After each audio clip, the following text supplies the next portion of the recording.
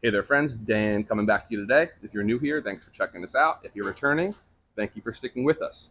I am a golf coach based out of New York City, just covering some simple tips I think can help the masses play better. It's hard to get specific through YouTube videos, but what I focus on are concepts that I'm seeing continuously in lessons that I think will be transferable. So, today what we're going to talk about is contrasting the takeaway position, which is going to be shaft parallel to the ground in the backswing, versus the delivery position when the shaft reaches parallel to the ground again in the downswing. Okay? Two things we're going to focus on today. Where the club head is in relation to the handle and hands in this takeaway and delivery position. And it's either going to be on the hand line, outside, or inside. Along with that, we're going to also pay attention to what the club face is doing, right? The leading edge or toe in this position or in these positions as well. Okay? Let's start with what we're looking for potentially, what I might consider to be traditional or orthodox, whatever. What a lot of the best players seem to be doing is the club head being more or less on the hand line in the takeaway position, and then also on the hand line in the delivery position. That works well. If it's not on the hand line in the delivery position, we would want it to be just inside. That's going to help me trap the ball more from inside out. And it usually allows for cleaner, more powerful strikes on the ball, especially in full swings. When we see the club head sneak outside the hands in the downswing, that's usually more of an outside in club path. So slices, some contact issues. We do see good wedge players occasionally do that in the short game. So it's not something that we want to demonize, simply cause and effect and where we want to see it versus when we don't want to see it as much. So one school of thought here is that opposites attract, right? So we see a lot of slicers of the ball lose the club head inside in the takeaway, and then they go a little bit over the top, and now it's outside at delivery. So it's going to be hitting more of the outside half of the ball as we go through impact, like slices or pulls, and again, some contact issues from there.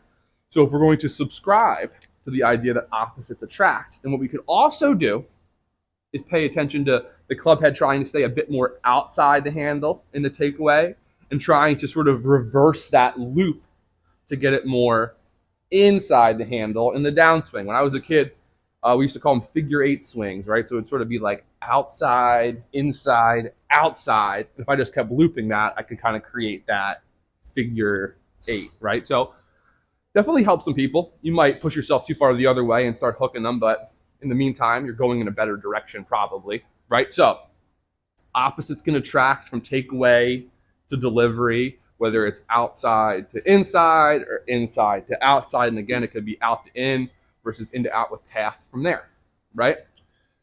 The other consideration is this club face. So what can't be lost here is what slicers usually will do is it's not only inside, it's open, so toe back.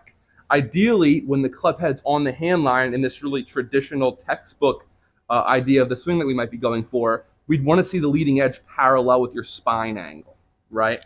That would be considered square to the path. If the toe is up or back, that's open. If I keep my club face more to the ground with the toe straight out that way, that's more closed. So if you're slicing it, outside and closed to inside and closed could be a good blueprint to chase there. And I just never want to lose sight of the fact that just trying to stay on plane with a squarish face is never a bad idea. But once we start getting into this world of it looping and shaping in opposite directions, we do tend to see one pattern work better than the other in full swings, right? So this is not that different of steep versus shallow. It's just a different perspective on it. It's takeaway versus delivery and how the club is maneuvering through space, right? So again, what I would recommend usually for people here is the club head on or just outside the hand lines. For what it's worth, if we trace that up the chain here to our hands, that would mean that the wrist can hinge back this way, right? They can hinge up. But what we don't want to see as much is this roll, right? The forearm roll, supination, pronation, that moves that club head open to the inside, right? So a little bit of turn, a little bit of up and back wrist hinge. We might call it like a 45. A combination of up and back would get us this kind of 45-degree hinge. If I combine that with my turn, that gets me on to just outside the hand line and the takeaway. go create some space, work on shallowing it a bit. The club face is a big deal from there.